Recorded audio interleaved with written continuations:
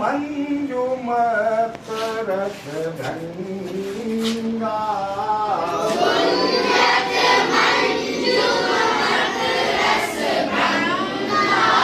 पूजत कल बहु बरन विहंगा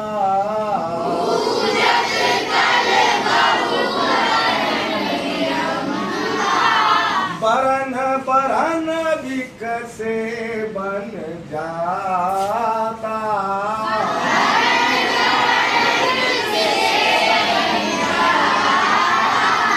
प्रविधि समीर सदा सुखदाता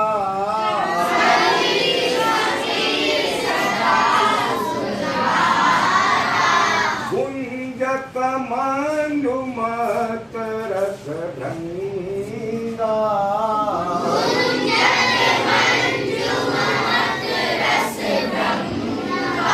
पूजत ढल बहु बरन विहंगा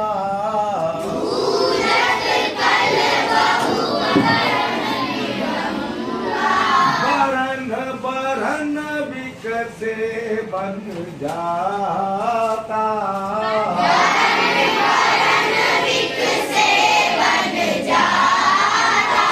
प्रविधि समीर सदा सुखदाता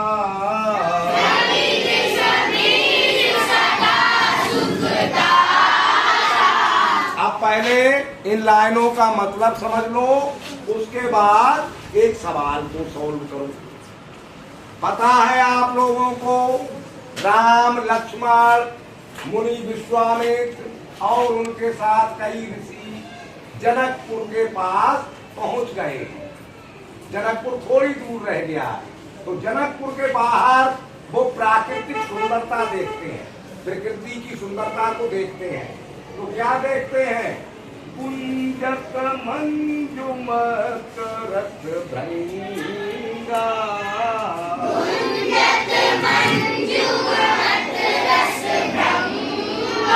गुंजत का मतलब गुंजार कर रहे हैं। मंजू मतलब फूलों पर, फूलों का रस पीकर भृंगा भौरे, भौरे फूलों का रस पीकर मतवाले होकर, मत का मतलब मतवाले होकर गूंज रहे हैं, गुंजार कर रहे हैं। भौरे की गुंजार सुनी है? फूलों पर ही तो गूंजते हैं। तो खूब सारे फूल हैं, तो फूलों पर तो भौरे आते ही हैं। भंवरे उनका रस पीकर मतवाले हो गए हैं, गुंजार कर रहे हैं। पूजत कल बहु बरन विहंगा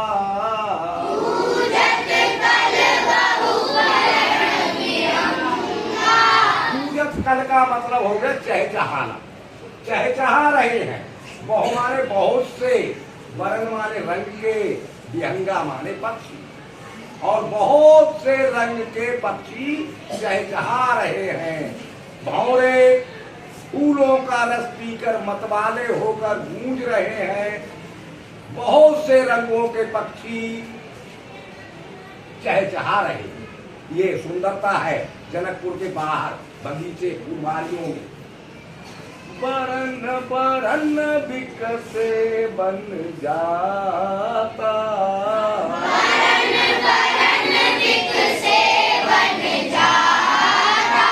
बरन बरन का भी मतलब रंग रंग होता है, यानी रंग बिरंगे। विकसे माने खिल गए, बन जाता माने कमल के फूल। तालाब बने हुए हैं, तो तालाबों में रंग बिरंगे कई तरह के रंग के कमल के फूल खिल गए। विधि समीर सदा सुखदाता,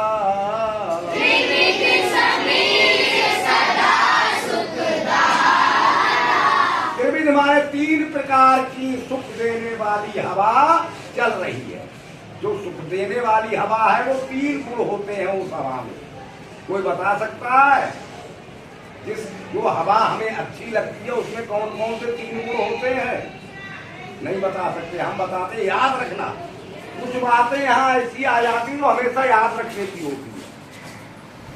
एक तो शीतल यानी ठंडी ठंडी शीतल, और धीमी, शीतल मंद, मतलब शीतल होनी चाहिए, ठंडी होनी चाहिए और धीमी धीमी होनी चाहिए।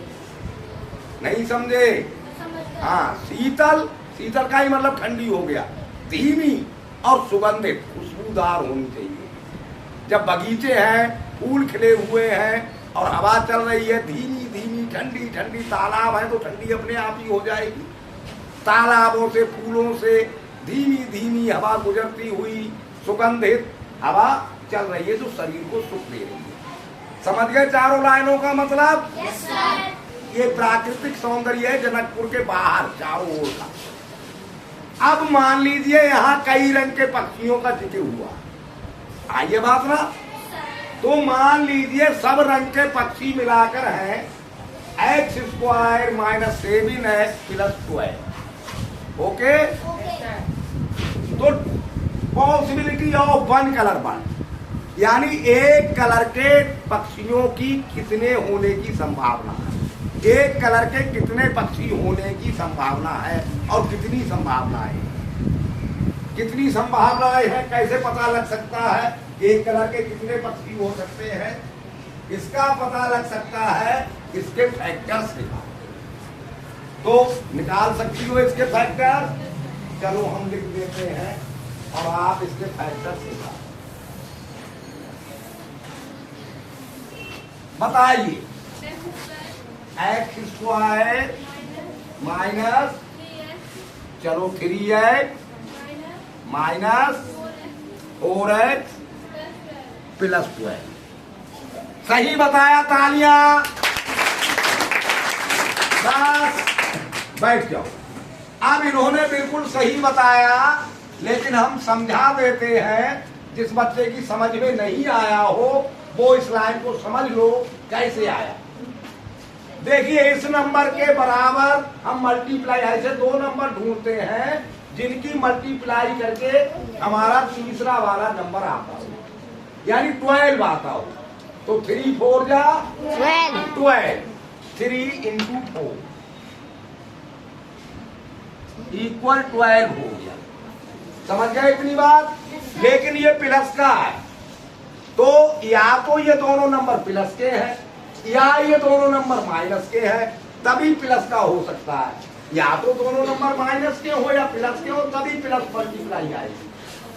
लेकिन यहाँ पर माइनस का है, जो जोड़ के सेविन आना है, तो माइनस और माइनस जोड़ के ही माइनस का सेविन बन सकता है। इसका मतलब ये दोनों नंबर माइनस के, -3 × -4 = 12। अब इन्हीं को जोड़ के देखते हैं, -3 + -4, -3 प्लस से ब्रैकेट खोली -4 -3, यानी -3 और -4 को जोड़ के -7 आ गया और -3 और -4 की मल्टीप्लाई करके हमारा 12। समझ गए? Yes sir. अच्छा, अगली लाइन कौन बता सकता है? हाँ बताओ बेटा। x, इन दो में कॉमन ले लेते, x कॉमन ले लिया, x -3 और -4 x -3। इन्होंने भी सही बता दिया। अब जिन बच्चों की समझ में नहीं आया हो वो फिर ये लाइन समझ में। अब हमने 2 भाग कर लिए, पूरी में तो कॉमन कोई है नहीं, x इसमें भी कॉमन है, इसमें भी है, इसमें भी, लेकिन 12 में नहीं, इसलिए हमने 2 नंबर साइड में कर लिए। अब इसमें हम कॉमन देखते हैं जो दोनों में आ रहा हो, जिसका भाग दोनों में किया जा सके। तो x से दोनों को डिवाइड किया जा सकता है, तो x कॉमन ले लिया।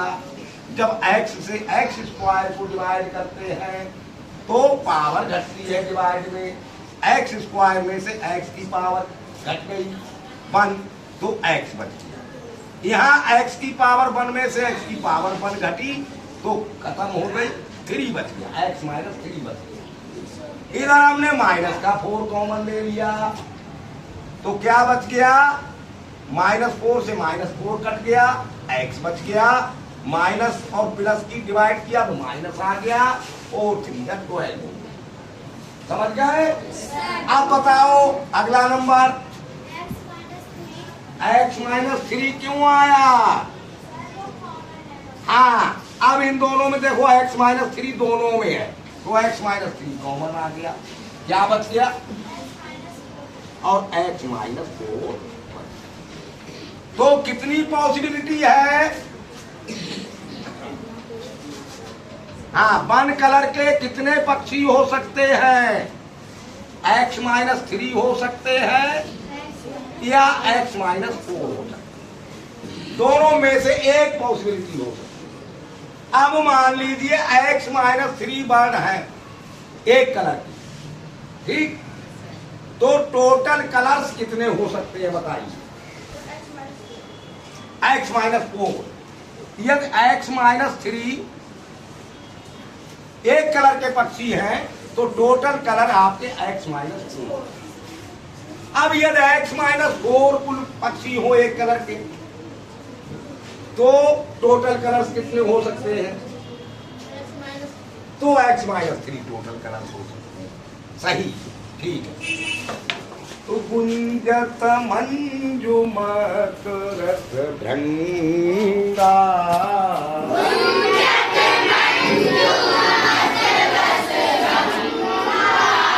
गुंजत कल बहु बरन विहंगा,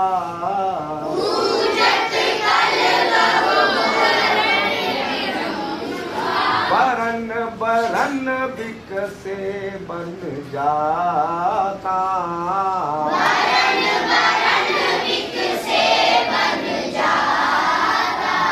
त्रिविधि समीर सदा सुख दाता।